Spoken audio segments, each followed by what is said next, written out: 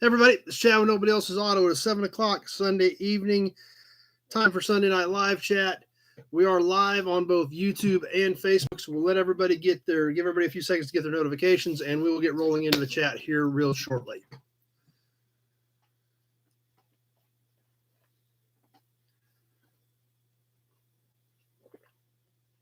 We'll see if Facebook's going to cooperate with us tonight.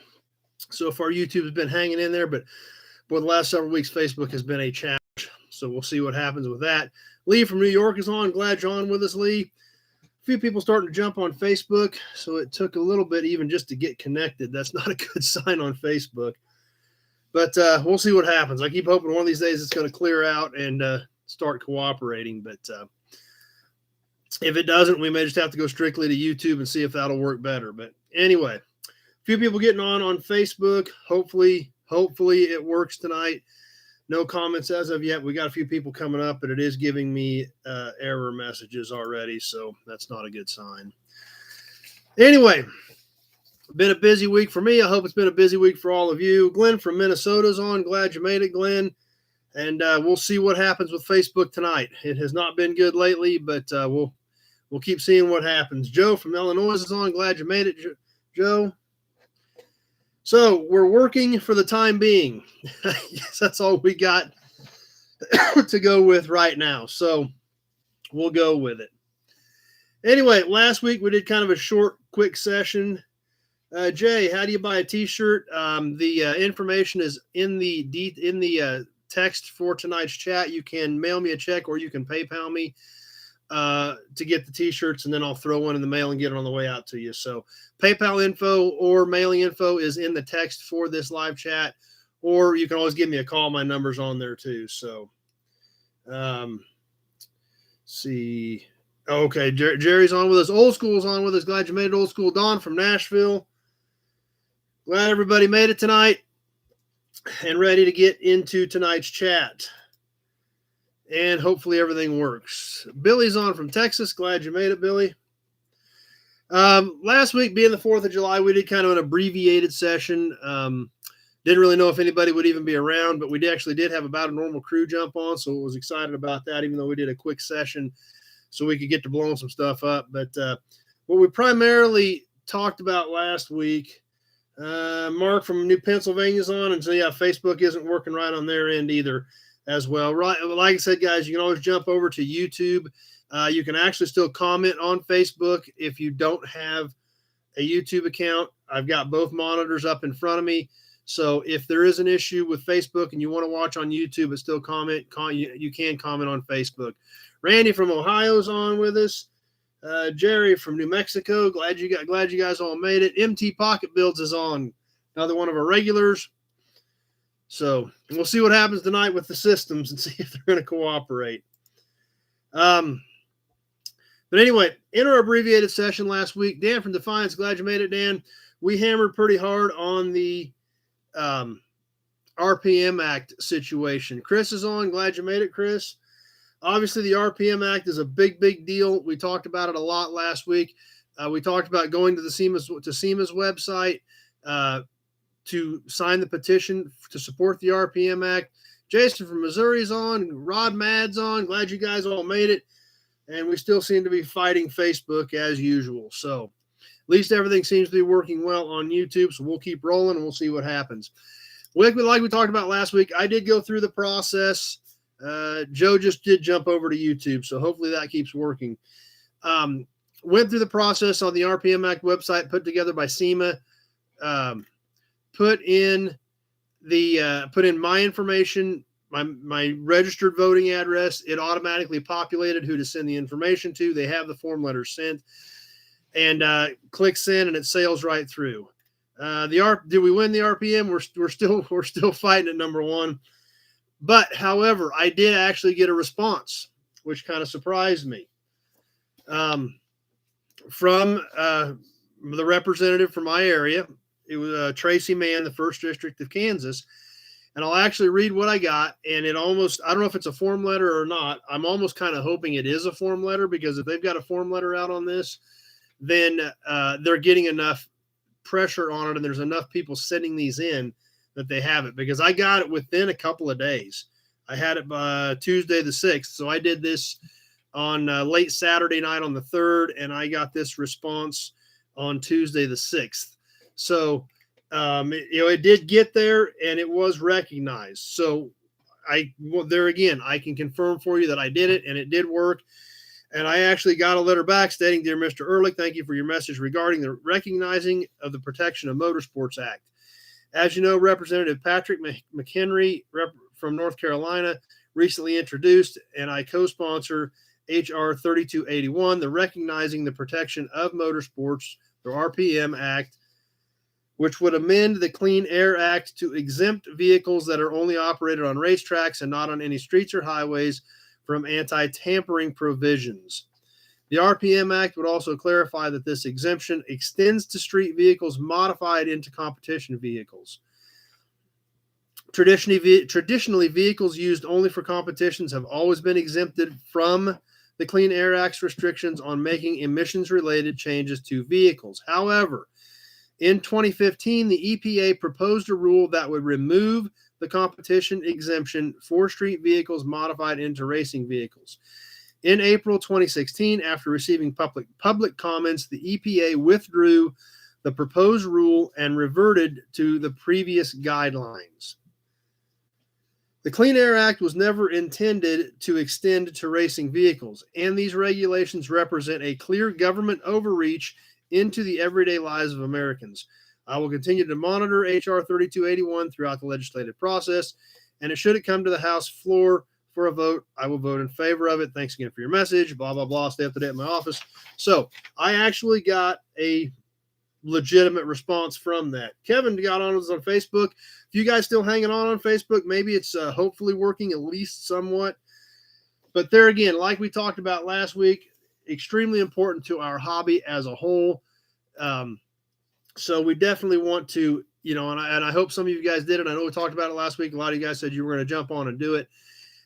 We need to do it. It's extremely important for our industry and our hobby that the EPA does not shut down any sort of modification, period. And that's what they're trying to do. So that's what the RPM Act is about. And that's why it's so important that we go in and put your information in and click send. Very simple process. Took a couple minutes to do it. Put your voting address in and hit it, and away you go.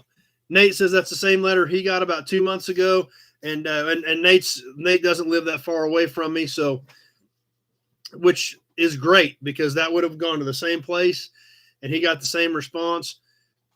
If they've got a form letter like that to respond to it, that tells me they are hearing about it, and that's super important. So actually glad you threw that up there, Nate. That does confirm for me that maybe enough of us are doing this. Maybe we are putting the heat on them. Maybe they are hearing us, that this does matter to an awful lot of people. So just wanted to do a quick follow-up on that and let you guys know that it did work. I did get a response, and it was really simple to do. Put your registered voting address in, populates all the rest of it. You hit confirm and click send, and away it goes, and it worked. So we need to do it. We have to pay attention. We don't want them to take control over this and not let anything happen to any vehicle as far as any sort of modification, because that's where it can be. Right now they're looking, what they're hanging their hat on is emissions-based stuff. But you've also got to remember, where does that end? If you modify the body of a car and that changes the aerodynamics of it, does it affect the emissions or your fuel economy? It could. So it's literally, if they can get away with this, there's literally no end to where it can go. So something that, it's, if we just need to band together and get it shut down and support it and let our voices be heard. Something else that, shift gears here a little bit. When we've been doing the lives, especially on Toy Tuesdays, we have a different magazine tonight. Number one, it's actually a different format than we've ever had. So kind of excited about it. And we'll get there here shortly. I'll keep it as a surprise for everybody. It's a little bit different, and it's got a lot of car stuff in it, but it's not strictly a car magazine. So that's what's kind of different about it. But there is a lot of cool car stuff in it as well. On YouTube, when we do Toy Tuesday especially, I seem to get several comments that people didn't get their notifications. when you go into YouTube and where the subscribe button is, or you can either click to subscribe or it shows you are subscribed. There's a little bell next to that. If you click on that bell, you can choose what notifications you can get. You can get all, you can get personalized, or you can get none. So if some of you are not getting notifications on YouTube, you might check that setting and make sure it's set to all notifications so that when I do go live, you do get it. Just something I've been noticing that I've been hearing, and something that I kind of did a little research to see if there was an issue. Our good friends Doug and Jill Prey are on with us. Glad you guys made it tonight. Most Call from Pennsylvania is on. MT Pocket Bills, politicians trying to crush our souls. The EPA sure does, I think, a lot of times. So hopefully the RPM Act is going to get that shut down. So really excited that it worked and I got a response. I know it went through. And that's like I said, the fact if the same thing Nate got is exactly what I got, they're hearing enough about this that they have these responses prepared. So anyway, I've had a super busy week. We talked about this a little bit last week. I had a big deal working on a whole bunch of cars. And I got that deal locked down this week. I went and wrote a check for them. So I thought I would give you guys a quick rundown on that list of vehicles from this week. I picked a few of them up this week. I got 3 or 4 of them this week. But like I said, there's 25 or 26 of them. So there's going to be a lot of stuff coming. I'm going to run through the list real quick with you guys just so you have an idea what's coming in, see if anything sounds intriguing to you. Like I said, I got a few of them drug in. We'll start bringing some videos on some of that stuff here real soon. Plus, I shot a couple of videos over there the day I went over and wrote the check for them all. I went out. They're kind of in 2 different areas of the farmstead. A bunch of them are kind of out in a pasture area, and a bunch of them are kind of up behind some buildings up towards the yard. The stuff out in the pasture is where I've started because that's where they were cleaning up iron this week. There was an excavator out there cleaning up junk iron, loading trucks, cleaning scrap up. So that's where I went out and started. And I shot some videos out there of this stuff exactly as I found it, as it sits, buried in the weeds, junk around it, however it sits, that's what I shot. So we're going to put some content out on that this week, and we'll start getting you walk-arounds on these as I bring them in. But figure we'd run through the list real quick. Vic's on with us. Glad you made it, Vic. We still got a few people on with Facebook, so hopefully it's cooperating. But the quick list of what I bought this week, we'll just run through her real quick here. And like I said, keep it in mind if there's something you're interested in, you can always give me a call on it. But this one I did pick up the other day, 1977 Olds 88 two-door coupe. It's a car you don't hardly ever see anymore. 87 Chevy pickup, just a basic 2-wheel drive long bed pickup. A square Chevy S10, an old mid-80s square Chevy S10. About a 75, 76 era Dodge 3/4 ton 4-wheel drive pickup. William's on from Pennsylvania. Glad you made it, William. And like I said, I wrote these down as I was wandering around. So and exactly as they're scattered, that's how this list is. So there's no organization to this list because it's exactly as they were scattered as I was walking through the pasture. 1957 Olds 88 4-door hardtop. 1958 Chevy Spartan 80 cab and front clip. Which was a really big truck back in the day. No chassis under it, just the cab and the front clip, the sheet metal.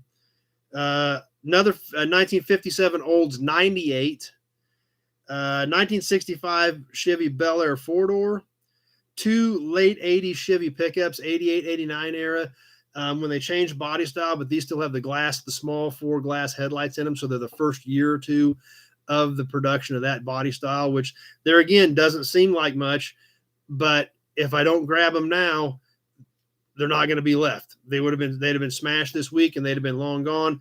And you got to remember, 88 is almost an antique in Kansas. 35 years is an antique. So went ahead and bought those pickups as well. 2 suicide door Lincolns. One that I think is about a 65 or 66, and the other one's a year or two newer, like a 67 or 68. So 2 suicide door Lincolns, mid 70s Lincoln Town Car. Those are big cars. That's a whole lot of car. That's a big long car. 64 Buick Wildcat, 67 Buick Special, another late 70s Dodge pickup, 1960 Chevy C10 pickup, late 70s era 78, 79, 80 GMC pickup, 1969 Chevy pickup, 1982 Ford pickup, mid 70s Chevy Love, an 87 Ford extended cab pickup, 50 GMC farm truck, and one other Chevy Love that I haven't even seen. It's buried in a building. And it's buried. I don't even know what color it is. There's so much stuff on it. But he said there's a Love over there under that pile, and it goes too. So put it on the list. So I actually don't even know what that Chevy Love is going to entail. But I guess we'll find out. We'll shoot some video on it so that you guys can all check it out when we dig it out and figure out what it actually is.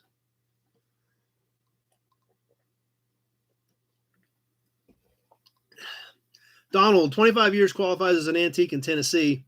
So yeah, so the 88, 89 stuff is already antiques in Tennessee. Kansas being 35, we're just about there on that stuff. But I try to think when I look at some of this stuff of, when I'm buying, is this something that I see a lot of anymore? Is this something that's disappearing? Those early generation of that Chevy pickup, when they changed body style with the 4 small glass headlights, you don't see them very often anymore. And there again, this stuff was all going to be flat. This stuff all would have went in the trucks with the scrap iron this week if I hadn't bought them. So that's why it was important to go ahead and grab them, bring them in, put them in the row, because at some point there isn't going to be any of them left to get. So even though it doesn't seem like it was some of that stuff wasn't super exciting, I'm going to bring it in anyway, because the other option is it would have been gone forever. So obviously lots of exciting stuff coming up there. Another thing I was going to talk about tonight before we get into the magazine, obviously there is EV vehicle news everywhere all the time anymore. Everybody's talking about everybody going to electric. Jim says love trucks are rare. Yeah, once again, nobody ever saved any of them. So I went ahead and bought them. And like I said, I don't even know what the other one is. I mean, literally, I could kind of see the shape of a pickup, but that was about it.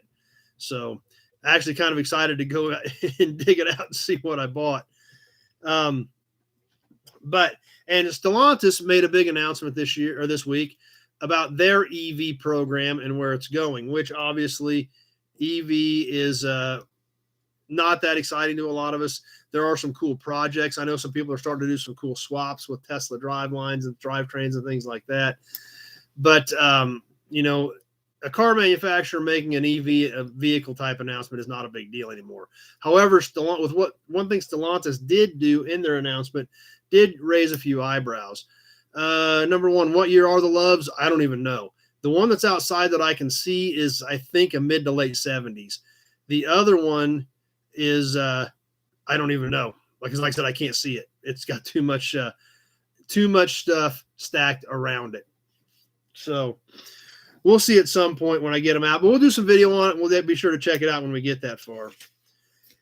Anyway, the Stellantis announcement, for Dodge, is what really caught everybody's attention, because you could tell in the picture or the images that they call, and I had to look this up, is number one says if it's an 80 or an 81, he calls dibs. It might be, I don't know, because I knew they changed the body style right in there. Mick's on with us. Glad you made it, Mick. You could clearly see, and I had to look this up. I actually found this on Hemmings.com. The Fratzog was in there. I didn't know what that meant. I didn't know what the Fratzog was. But the picture we'll all recognize is, if we can see it, the triangle shape that Dodge used in the 60s and 70s. So that symbol was clearly evident on the announcement for the Dodge electric vehicle on the teaser video. And I guess the actual name for that is the Frat Zog. I did not know that. It said it is a made-up name. Hemmings got this off of allpar.com, which is a website I've used before. It has tons of great Mopar information on it. It says they originally came out on the 62 Polara and Custom 880 and was the official Dodge logo from 62 to 76, which I know we all remember that on the Chargers and things like that of that era. Number one says Dodge Challenger electric sports 4x4 like the Mach-E Mustang. Yeah. Don't know where that's going. Derek, 71 to 73 Datsuns. I don't have anything like that at all in stock right now. So nothing on the Datsun. And it did talk about maybe they are bringing it back. Basically, Dodge's symbol now is 2 red stripes, which isn't much of a logo, but but Dodge had used the Ram until they spun Ram off as a separate brand around 2010. So that's when they went to basically the 2 hash marks for the Dodge brand, and that's what they rolled with. So what we don't know is that true? Is it coming back? Is it going to be are they going to reinvigorate the symbol? Are they going to reuse it? Is it going to be part of the Dodge brand? We don't know. Was it just a teaser? But it got everybody talking about a video about an electric vehicle announcement that none of us would probably have paid a heck of a lot of attention to.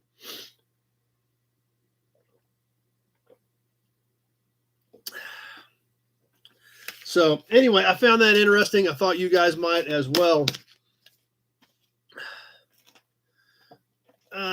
Drew, set of blue 73 to 79 Ford truck door panels.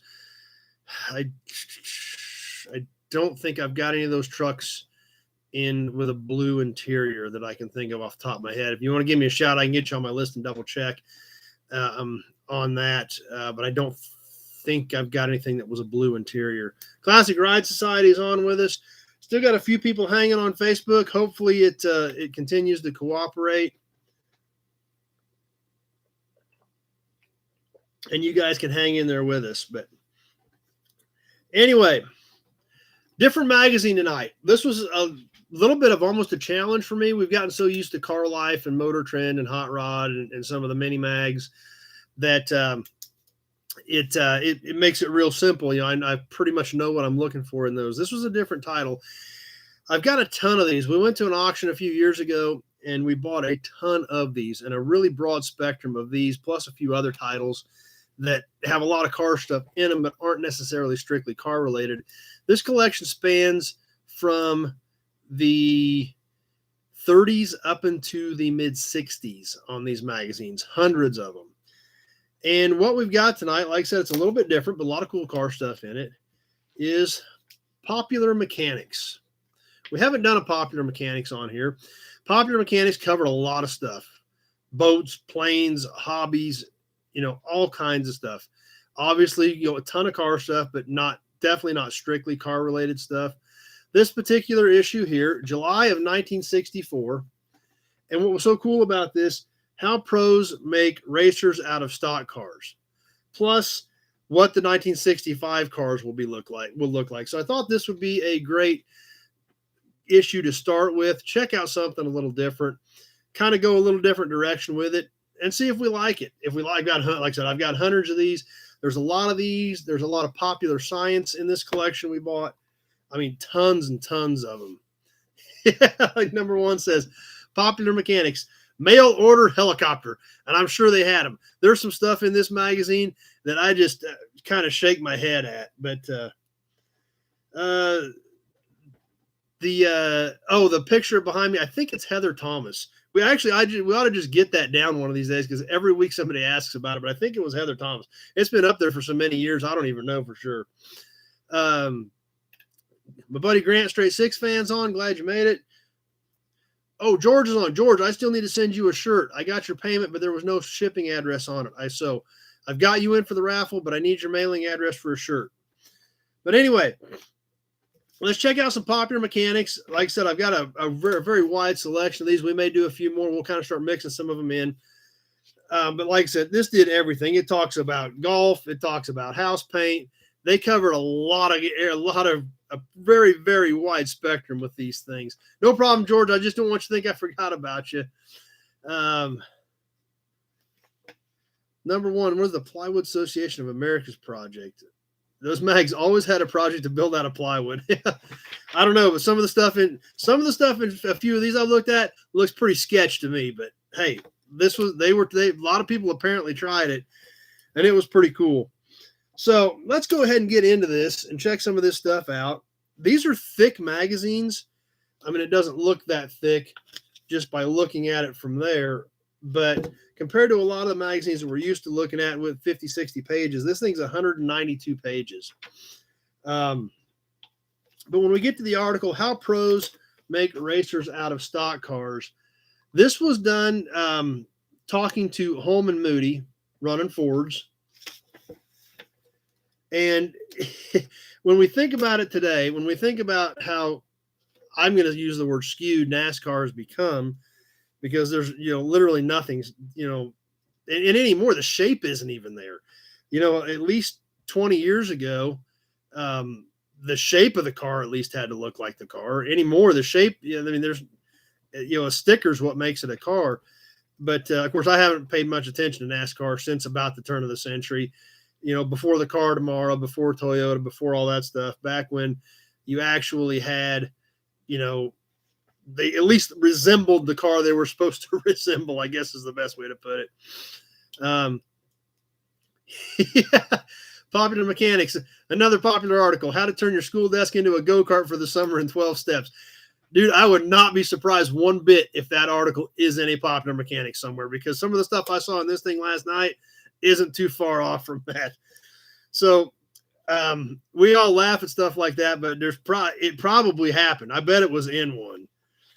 But this article, that's what was so cool about it. When we look at where NASCAR is today, where, like I said, the only thing that makes it a Chevy, a Ford, or a Toyota is a sticker. And we look at this article and look at what Holman Moody said about setting up essentially a 64 Galaxy to run stock car racing. And it says, right in here, it says, of course, the article is, what does it take to turn a two-door hardtop into a fire-breathing 170-mile-an-hour Grand National race car? To find out, Popular Mechanics went to Charlotte, North Carolina, to Holman and Moody, who have set up most of the big Ford Galaxies that have worked the NASCAR circuits for the past 3 years. Just how stock is a stock car was the first question they asked John Holman. And he actually replied, there's a lot more stock than what people think. The engine's built right at the factory. What we do is make sure that it delivers the maximum potential and keeps it going, or keeps on doing it hour after hour. But it says they pointed out the addition of non-stock parts such as an oil cooler as not so much to alter drastically the car that you can buy in the showroom and drive to the supermarket, but to enable the car to go racing. It says the engine's a good example. It says, NASCAR permits almost no modifications to the engine that the car came with, or, an off-the-shelf factory engine. And it basically goes through the blueprint process where they check the weights, they check the clearances, they make sure that it is all ready to go so it can run high RPMs at extended periods of time. It talked about, a few modifications that they made, obviously a roll cage, for safety, but the bodies were stock bodies that they built roll cages in. One thing that really amazed me, and this is something I thought was really cool. Like my buddy Grant, straight six fan, never been into NASCAR at all. Tried to, and when Dodge came back, but lost interest. So, and that, like I said, that was kind of about the end of it for me, right around the turn of the century, 2001. After Earnhardt died, things like that. Then we got into the car of tomorrow. Then Toyota came in and all this other stuff, and it's just kind of like, man, it's not that interesting to me anymore. Number one says the Boy Scouts always had an article about something. I actually didn't look if there was a Boy Scout article in here. We do another one. I'll have to keep an eye out for that. Number one. One thing that I thought was just super cool, and this is another thing where you talk about the guys that drove these cars. There's a trap door in the tow board. That's another good point. Number one, NASCAR died when the tobacco and the beer ads stopped. And you may not be too far off with that comment either. Trap door in the tow board opens when driver pulls a lanyard to inspect the condition of the right front tire during the race. Thus, he can tell when to pit for a new shoe. And right there, I don't know if you guys can actually see it or not, has a picture of a trapdoor they cut in the floorboard that a lanyard opens so that they could check tire wear. You can see the pictures of the inside of the Galaxy here where they've put the cage in it. I mean, it's just a Galaxy is all it is. No seats, no trim. They put a cage in it. Here it shows the fresh air intake, which the air cleaner goes back to the cowl section to catch the air that was being forced down through the cowl so they could get that fresh air engine. And this is something else that I found very interesting. Some other modifications, nothing to shatter or burn. Other modifications in the interest of safety include welding the entire length of the frame flanges to increase strength over the factory's intermittent welds. Makes sense. Still a factory chassis, still a factory frame. They just made sure that they were all welded solid so that it was stiffer. Removing all side window glass, as well as all upholstery, liners, and door panels, thus eliminating anything that might shatter or burn. Makes sense. As an additional precaution, all steering and front suspension parts are magnafluxed to check for possible microscopic flaws. Still stock parts, they were just double checking them to make sure there was no deficiencies in the casting prior to you putting them out there and doing that with them. And this is what I thought was kind of almost comical. When there again, we're looking back with 2020 hindsight. We look at what NASCAR has become today, and we're looking back, to the mid 60s, 55, 56 years ago. NASCAR's Bill France feels strongly that the Grand National racers should be kept as close to what the factory delivers as possible. But in the interest of keeping the cars going out on the tracks, he welcomes modifications, which makes sense. And obviously, there's nothing stock, nothing even remotely close about a stock car in today's world.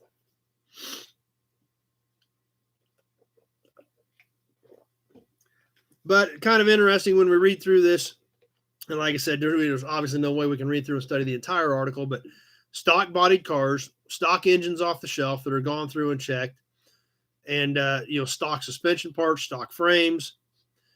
But and obviously, as we all know, that's what they were supposed to be. Anybody that's studied Smokey Yunick or a lot of these guys from back in the day, or any of these guys, even Holman Moody, Junior Johnson, any of these guys that ran back in the day, they all had a ton of aces in their sleeves, and that's what they did.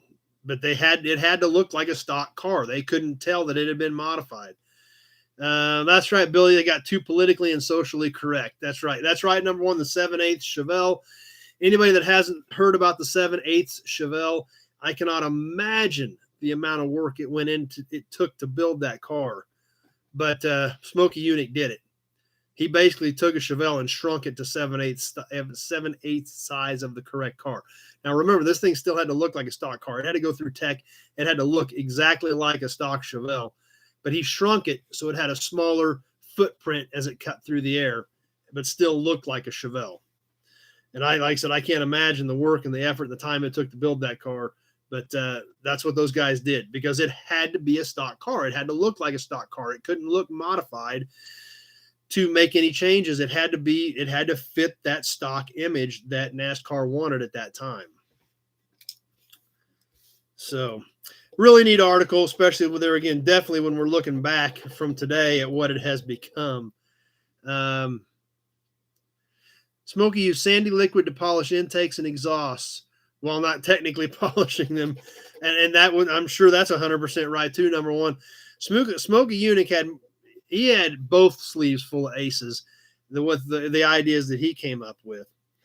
But so that's there again, it had to look stock, but those guys figured out ways around a lot of that. The next article we're going to check out in this issue of Popular Mechanics, what the 1965 cars will be like. Now, remember back in this day, now in today's world, we don't even hardly know when a new model rolls out unless you stop and look at one and it's got a new year on the window sticker. There's not any unveiling. There's not any big displays. There's not any hoopla. it's, whenever a vehicle rolls off the transport with a window sticker with the next year on it, the new cars are here. Back in the day, there was a big deal. They would keep them secret. They would put them in showrooms and keep them covered if they did get one, things like that. So, this was July of 64, and this big article, what will the 65 cars be like, was speculation. We're probably almost about ready to start seeing 2022s hit the lot if we haven't already. And they're still speculating as to what's going to happen in 65. One of the sketches here in the first couple pages here, was a very telltale indicator of that. See, Randall from California is on. Glad you made it. And that's another thing. Number one, most NASCAR rules were made because Smokey broke them. That's true too. I have not read that book about him, but I'm sure it would be fascinating. But you're right. If there was a rule, he figured out a way around it pretty much. But you got to remember, this is July of 64. The Mustang just came out. They have announced that there's going to be a fastback Mustang and things like that coming out for 65. They've got a artist's rendering of the 65 Mustang. Now, remember, this is in July of 64. And if you look at this rendering very closely, the back window actually curves down into the C-pillar. And now we know that didn't happen. Obviously that back window was almost flat and it had more C-pillar than that. This is all speculation still in July of 64 as to what's coming down the pipe. MT Pocket Builds, yeah, they took the fun out of new cars. Yes, that's exactly what's happened. They have taken the fun out of new cars. The unveilings, the excitement, things like that.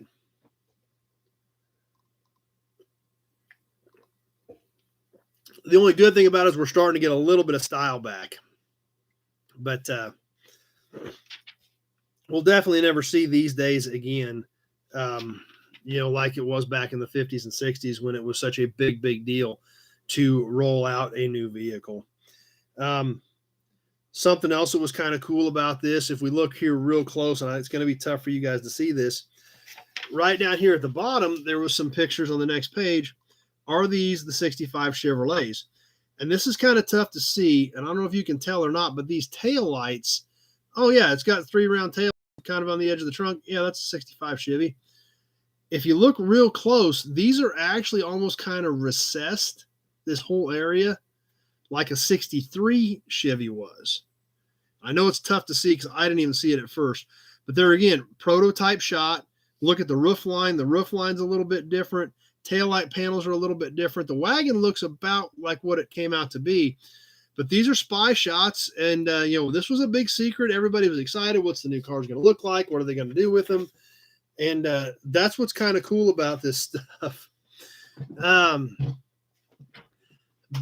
Let's see, Billy. Yeah, Billy, I remember going with my parents to the local dealerships to see the new models. It was always a big deal. Yeah, I know. That's what the big deal with the promo models and things like that. Number one, if they got rid of the pedestrian rule, front ends of cars could have style instead of Nerf mattresses. Yeah, there's some truth to that too. There was a lot of rules and regulations with pedestrian accidents, 5 mile per hour impacts, with no damage, things like that. Definitely changed the styling situation.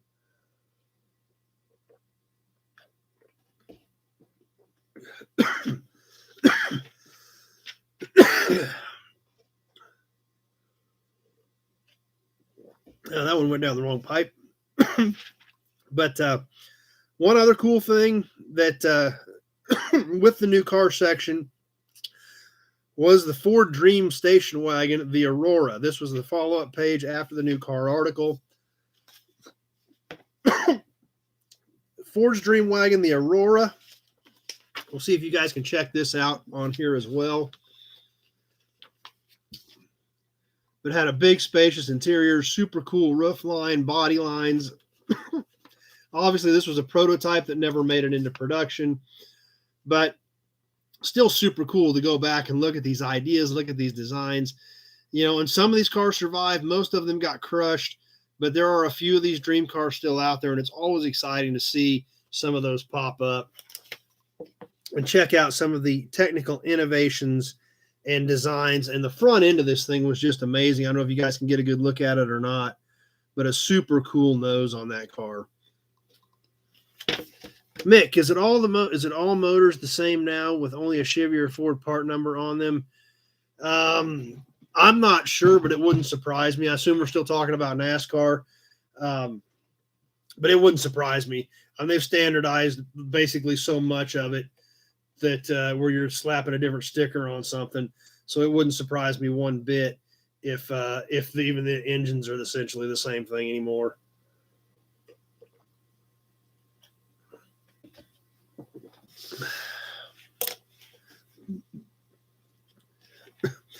One more car article, then we're going to look at a couple of fun articles. This article was kind of interesting and something a little bit different. Obviously, we've looked at a lot of magazines with new car road tests from the 50s and 60s. We've looked at a lot of hot rod magazines and checked out the culture from the time period. This one's a little bit different. This is a nationwide survey on the Buick Riviera based on 1.686,910 million owner-driven miles. This is a July of 64 magazine. This article is about the 1964 Buick Riviera, essentially a twin to the 63. And this is literally owners' opinions that have had these cars for 6-8 months, been driving them, and seeing what they thought about them, which I found very interesting. Owners like sleek styling, it actually had some of the more important bullet points right here: sleek styling and light handling, extra power, dislikes, and the percentage of what they were.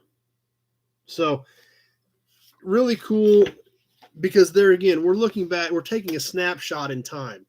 And if you're a Riviera fan, and these are great cars, the 63 to 65 great cars, really starting to come into their own in the collector car market. But super cool to see what they said about them.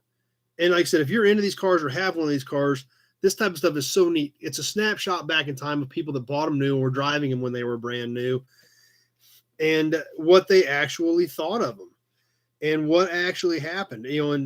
Mileage experience, like it has a huge breakdown on this big chart, and we'll catch a couple of them. We're not going to get through this whole chart, but we'll look at a couple of these and see what, and just hit a couple of the high points on them. Mileage experience, as expected, 56.5%, better, 14.5%, not as good, 24.2%. Best liked features, styling, 57.4% of the people like the styling. Obviously, the 64 Riviera, of course, it's the follow-up to the 63, but groundbreaking Harley Earl design, phenomenal car. Ease of handling, power, performance, comfort, smoothness of ride. Specific complaints, poor factory assembly, the ashtray was a complaint. Head and leg room, gas consumption, poor rear visibility, trunk space. I don't see how anybody could have a trunk space issue on a 64 Riviera. But just crazy to think about. Corey, what do I want for the 77 F body roller? You'll have to give me a shout so we can go through some of the specifics on that. I've got a ton of F bodies, so give me a call after we get down to tomorrow and we can go over that. George is a Riviera fan. Tim from Canada's on. What's the average cost of a good complete cab from 47 to 53 Chevy pickup? There again, depends on which one you want. Depends on how complete you need. Do you need seat? You need dash? You need doors? If so, which doors do you need? Do you want 3 window? Do you want 5 window? You need paper? Things like that. Give me a shout so we can go through all those details, and then I can kind of nail it down on that. But the ashtray deal, and like I said, and Corey just commented on the ashtray situation as well. But this whole area over here was owner comments. And one of them that stood out for me, number one, the explosion of car mags and related media exploded exponentially after the payola scandal and radio. Probably so, yeah. I mean, that wouldn't surprise me a bit. The ashtray situation. Believe it or not, there are comments about the ashtray situation. A New York salesman stated, "You have to be a sharpshooter to find the ashtray with your cigarette while you're driving." I mean, that was a legitimate complaint. That was their issue. The next one from a New York administrative assistant. The position and size of the ashtray is no good for a pipe or a cigar smoker. So the ashtray was really an issue apparently in the 64 Riviera. The overall summary of the owner's report, and and there again, you got to look at overall. Everybody's going to see something differently, but as far as the overall 64 Riviera summary of owner's report, we've got it right here. As far as excellent, 71.9% of the 1964 Riviera owners rated their car as excellent. So overall, very good car, even though there were, even though the ashtrays apparently upset some people, but good or excellent was almost every single person. The fair and the poor categories only accounted for 6.1% of the owners surveyed. So 94% of the people that bought new 64 Rivieras rated them as good or excellent cars. But there again, super cool to go back and look at this snapshot in time. And maybe we can find some more of these. Maybe we find one for one of your cars that you guys have and check it out. Actual in the day, people bought the cars, driving them down the road, their actual opinions, what they thought right here in print. And apparently you needed to really worry about your ashtrays in the 60s. And I know it was a different world back then, and a lot of people did smoke. But apparently it's a really big deal when they can't get to the ashtrays.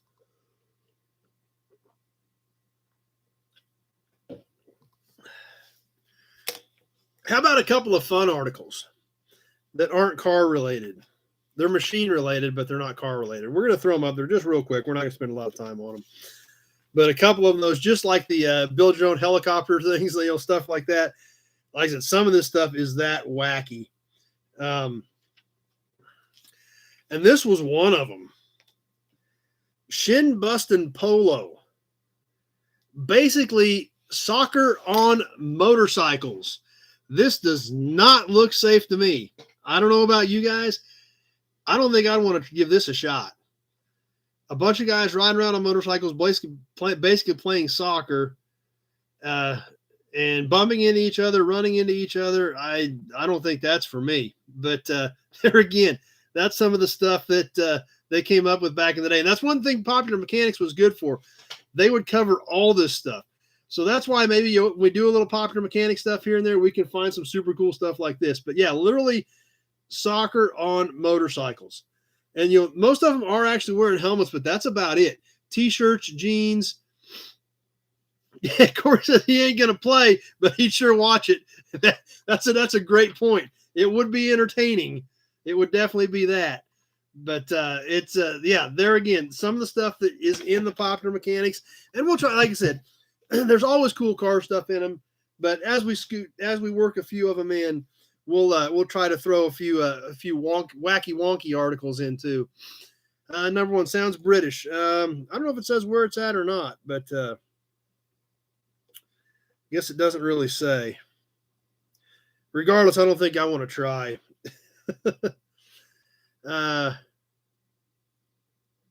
Yeah, like Billy says, at least they had ashtrays and lighters. Yes, some stuff doesn't even have it anymore. That's another good point. If you do need it. The next thing, we're going to look at one more wacky article.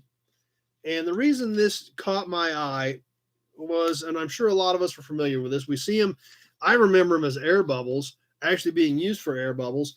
See a lot of them in hot rods, things like that. The old greenish, yellowish oxygen tanks from World War II that they used in airplanes, that there was a gajillion of them sold surplus. A lot of people used them for just turned them literally into an air bubble, because you could put a tap on the end of it, put an air hose on it, and you've got an air bubble, because they were designed to hold air. And I've seen them in various different types of uses on hot rods as well. This one, they made a scuba sea tow out of. And this thing it's not quite a build your own helicopter, but I don't think this is something that I really want to try. We can see it right here. It's got a little propeller on it. It's got the oxygen tank, and it's got a handle on it, and a guy, in his scuba gear holding onto the back of it, towing him through the water.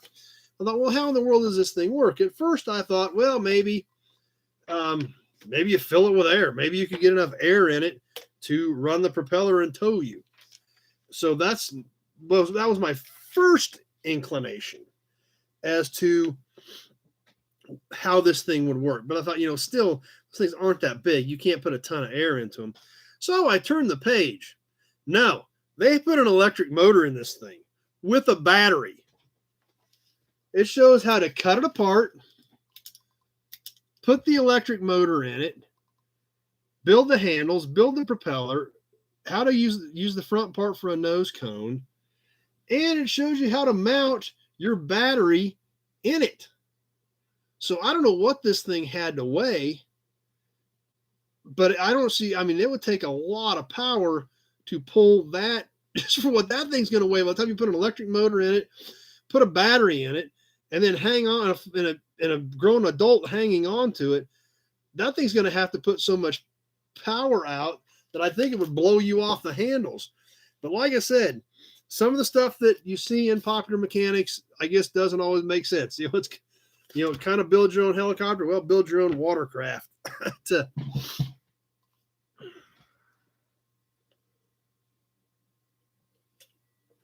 But that's the fun part about mixing some different stuff in. We can check some of that stuff out. So let's catch some ads, then get into some trivia, talk about the raffle. Real quick, we're going to burn through some ads. There's not tons of car ads in here since this isn't just strictly a car magazine.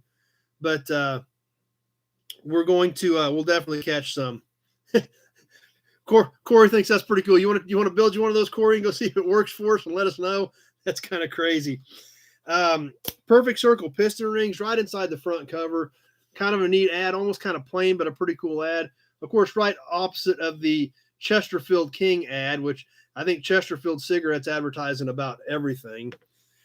Corey says somebody needs to do that with Tesla batteries. Like I said, I don't know what a Tesla battery weighs, but I think it's going to have to put some pretty good power out to move itself plus somebody else through the water. Another cool car ad, another Ford First pliant glass convertible rear window that won't yellow, wrinkle, rip, or scratch like plastic.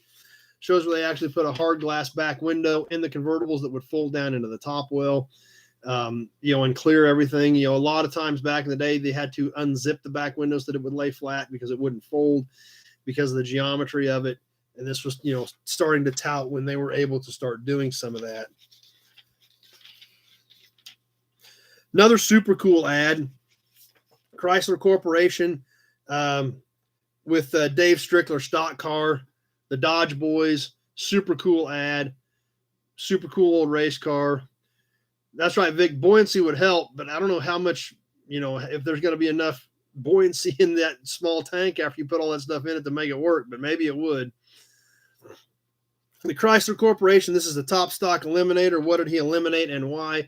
Kind of a win on Sunday, sell on Monday type ad back in the day.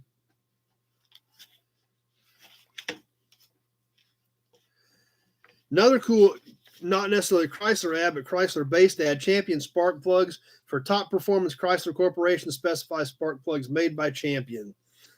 And some super cool action shots of some 60s era Mopars in the Champion spark plug ad that they used on that one. Next ad, and this is a really great ad. Back in the day, not a lot of color stuff, not a lot of two-page stuff, but this one was. And obviously, that's why it really stood out. And they're still around today. We're all familiar with them. Is Napa. A really nice, big, two-page, full-color Napa ad in the middle of this Popular Mechanics. Got their old logo on it. A lot of familiar names that we still see today. Some of them that we've probably never even heard of. Trico wiper blades, Napa Eklund, things like that. Lots of, a lot of familiar names on there. Spicer, but also a lot of names that not familiar with at all that I'm sure are long gone. But great ad. Lots of manufacturers. Got the old school Napa ad on it. Picture of a store. Old school, old sketches. Great ad. Really stood out. Really caught your eye, which obviously is what they were trying to do. So it worked. Number one, pray on Sunday, sit on Monday. I guess that's another way to look at it. But with the win on Sunday, sell on Monday type mentality.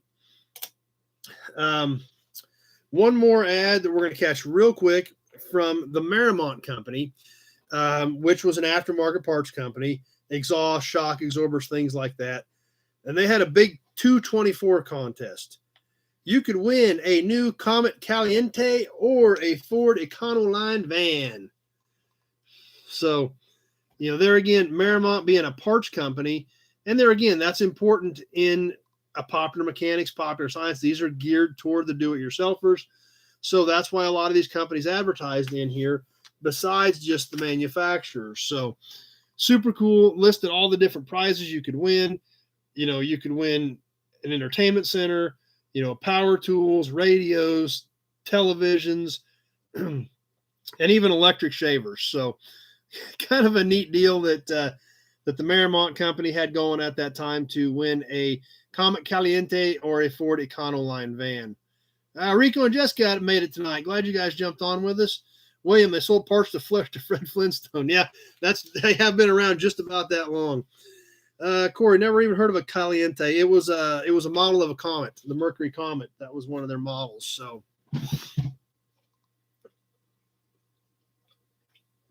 that pretty much wraps us up for the July 1964 issue of Popular Mechanics. Hope you guys enjoyed it. Hope you guys like doing something a little bit different tonight. And like I said, there's some cool stuff in here we can shift in. Lots of car stuff. We can always find something cool in them. So we'll try to mix one or two of these in from here, here and there as well. Like I said, I've got hundreds of them.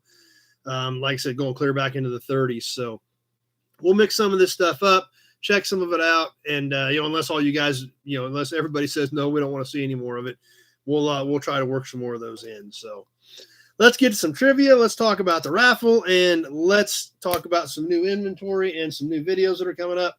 And then we can all get back to our Sunday evenings. Tonight's trivia question, once again, we've got another oil can from our good friend Mike Shook at Auto Artistry in Russell, Kansas. Be sure to check him out on Facebook or at his website, autoartistry.com. Check out some of the super cool builds they've got going on.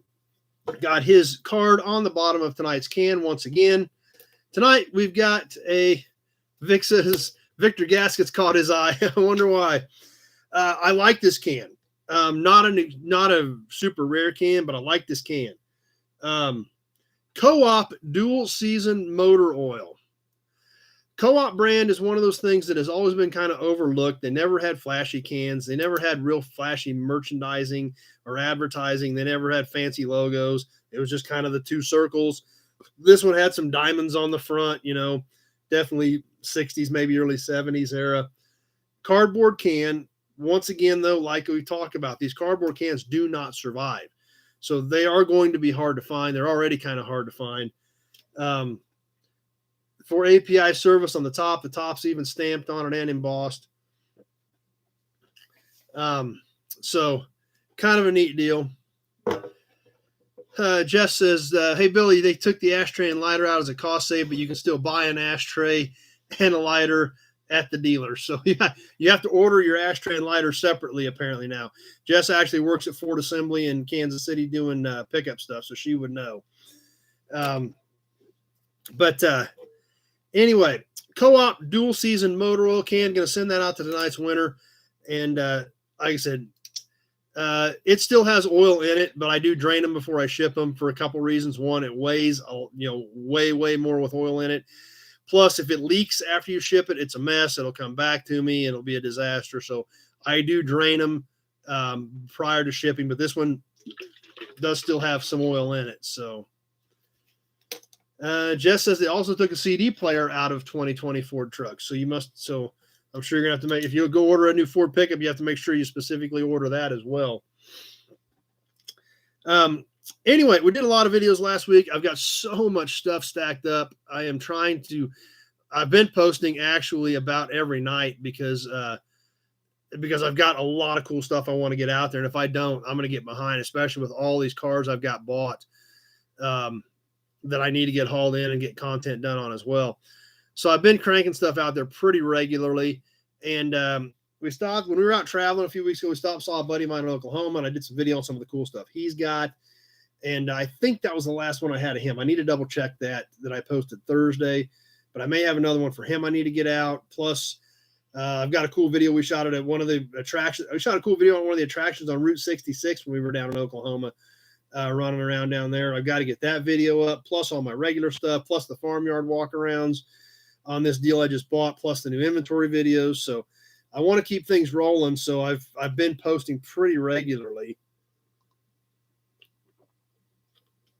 But for the trivia tonight for the co-op can, in the video we stopped at my buddy's place in Oklahoma. He had a super cool 78 Ford pickup, loaded to the gills, lariat, awesome truck. Somebody needs to own that truck.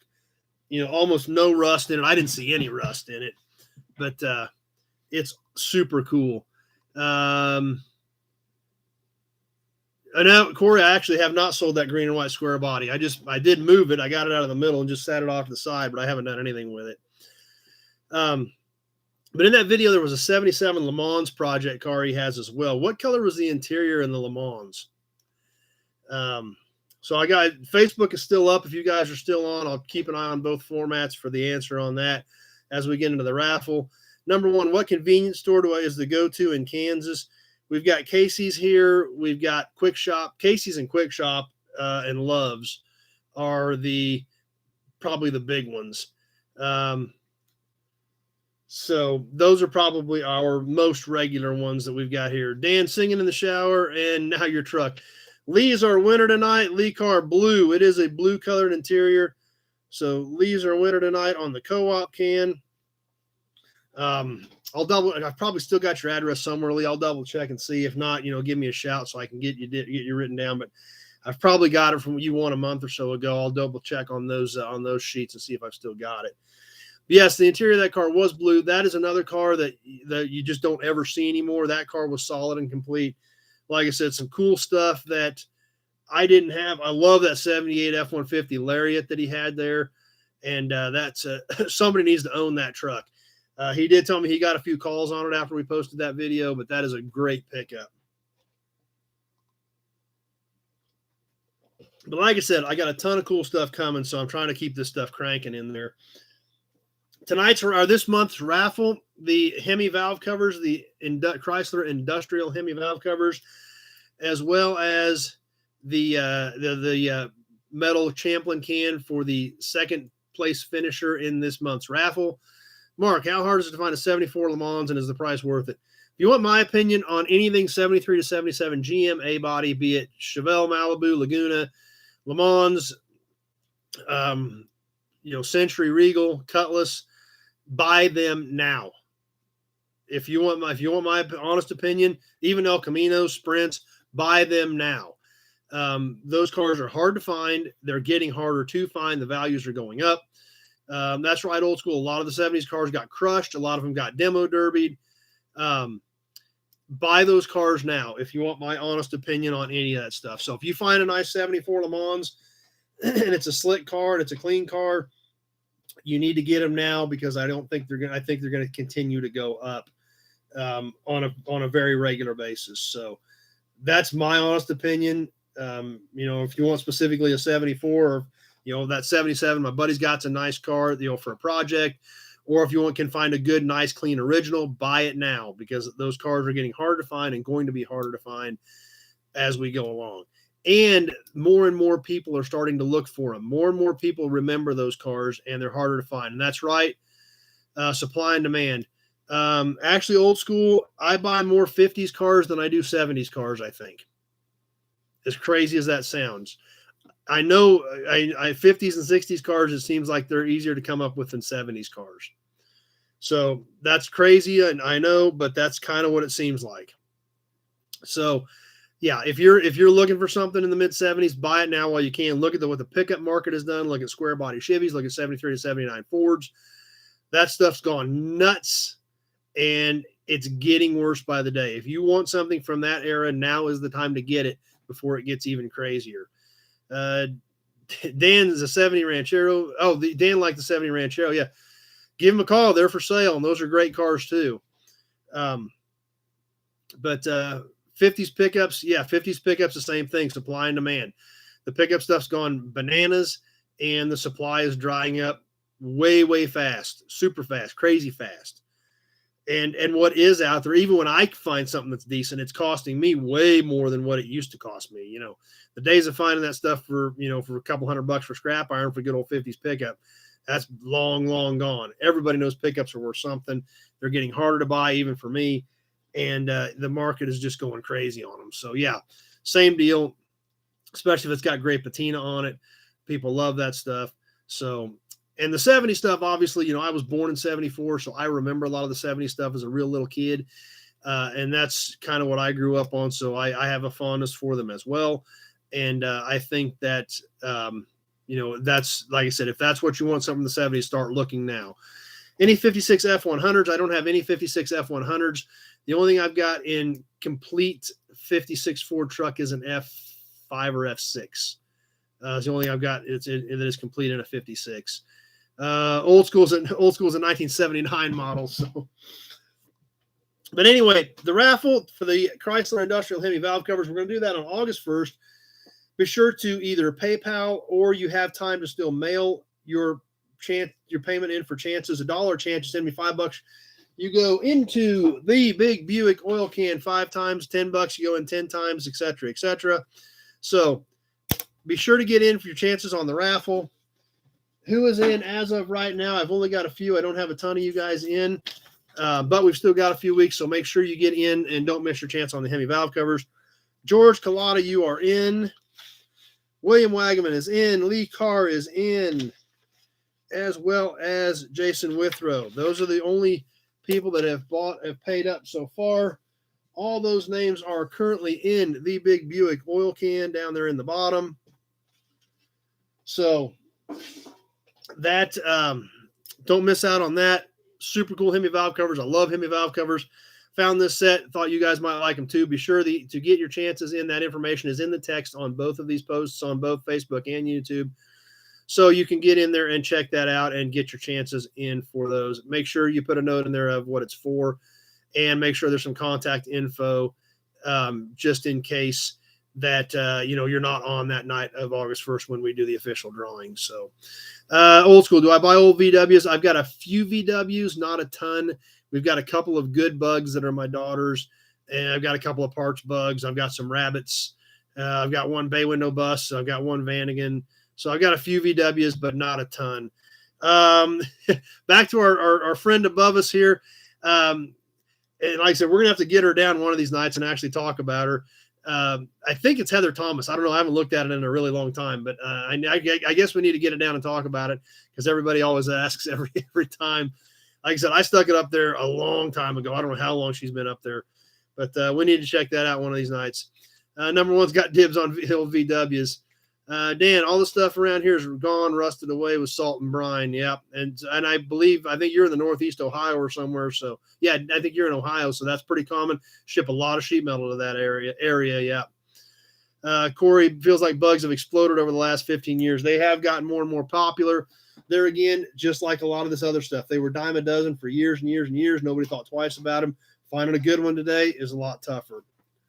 Mark 1 Scirocco's, Scirocco is something I haven't even thought of in like 20 years. I remember a kid in school had a Scirocco, but yeah, Scirocco's are something you never ever see anymore.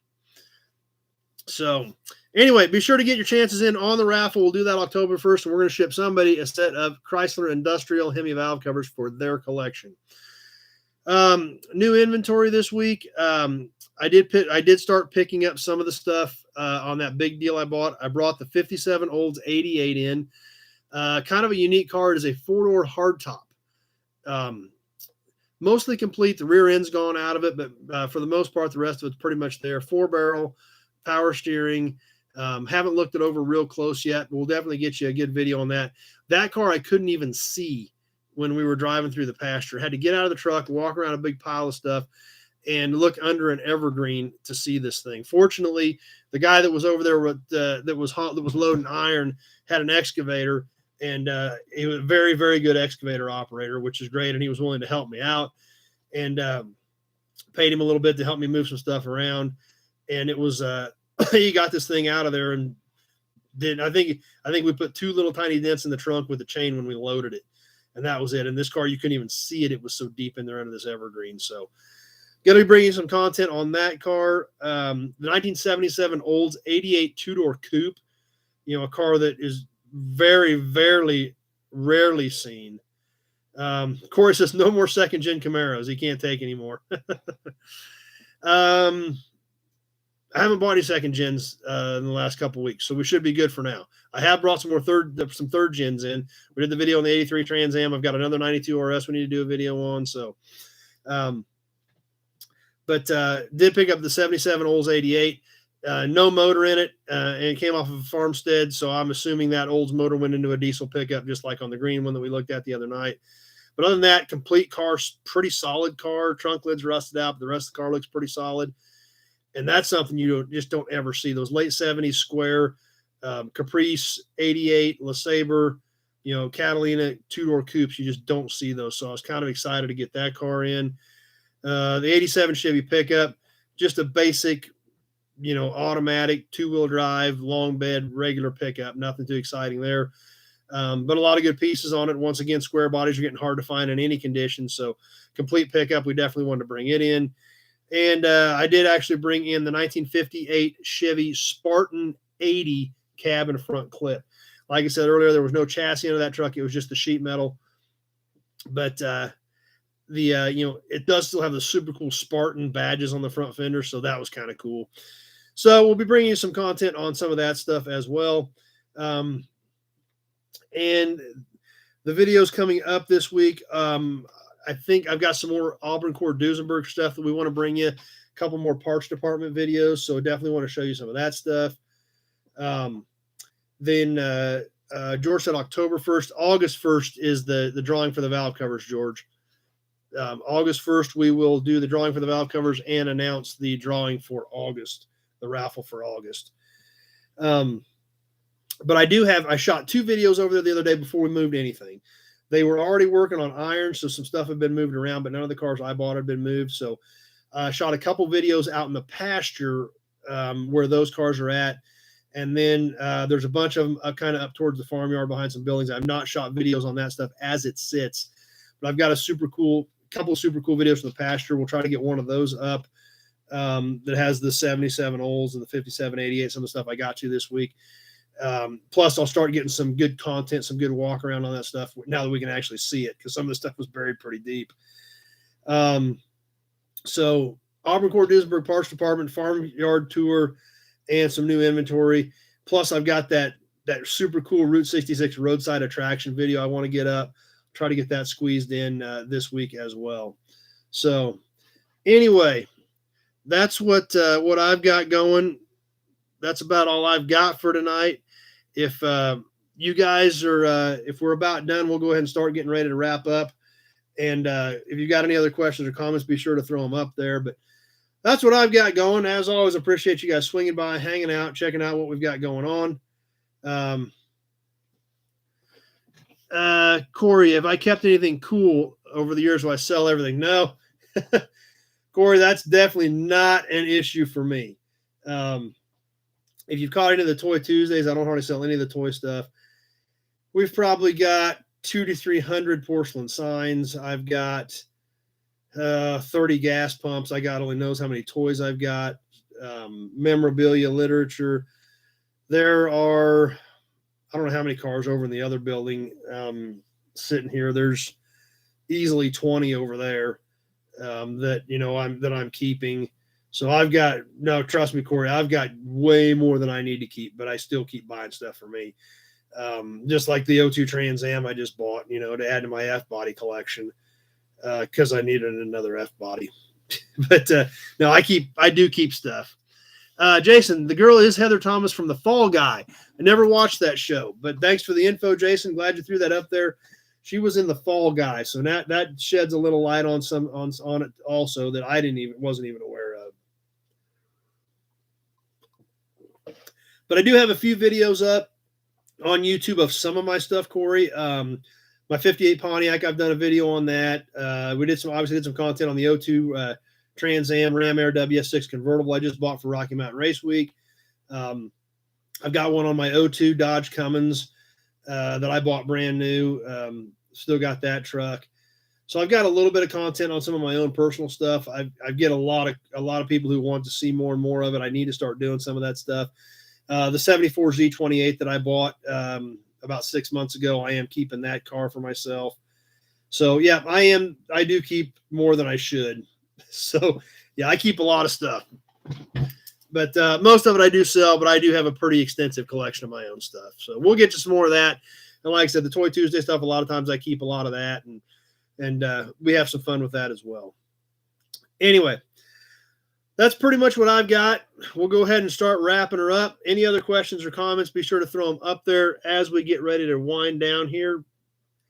And we'll try to get to them. If not, hope everybody had a great week, and hope everybody has a good week coming up. And stay tuned. Lots more cool stuff coming. I got to start hauling some more of that stuff off that farmstead, obviously. I got a few more trips back and forth there, plus some other stuff I've got working that I need to get drug in. So Corey obviously need to catch up on the videos, but he's glad he found us, and super informative. Well, thanks for joining us, Corey. Glad you made it tonight. Be sure to jump on. We do this every Sunday night at 7 o'clock, and it was just a bunch of car guys hanging out, having a good time. And a lot of you guys have information that I don't have, and join in the chat, and that's what makes it great and makes it fun. Robert just chimed in, but glad you made it, even though we're about wrapped up. At least you made it for part of it. Joe, catch us next week. Thanks. I'm glad you made it tonight. But like I said, every Sunday night at 7 o'clock, we'll be here. Tomorrow night, we'll have Auburn Court Duesenberg Parts Department video. Tuesday night, we will do Toy Tuesday live at 7. What's coming up Tuesday night? I got a bunch of stuff. Bought a bunch of promo models over the last few weeks. I bought one more sign. So yeah, actually I got quite a bit of stuff. So we actually may stretch into the next 2 Toy Tuesdays. We'll see. We'll see what I got going. Wednesday night we'll probably do the Farmstead tour, the first one, and then like I said, I got to get some new inventory videos out because stuff is pouring in. So thanks for watching, everybody. Appreciate you coming by. Appreciate you hanging out, checking out what we've got going on. Appreciate all of your participation, all of your feedback, and all of your engagement. That's what makes this so great, because we're all on here. We all help each other, and we all learn. And that's what makes it fun. So thanks a lot, everybody. Really appreciate you coming by. Appreciate you hanging out. Appreciate you stopping by. And we will see you tomorrow night on another video. We'll see you live Tuesday night for Toy Tuesday. And definitely back here next Sunday night, 7 o'clock for Sunday Night Live Chat. Thanks for watching, everybody, and we will see you then.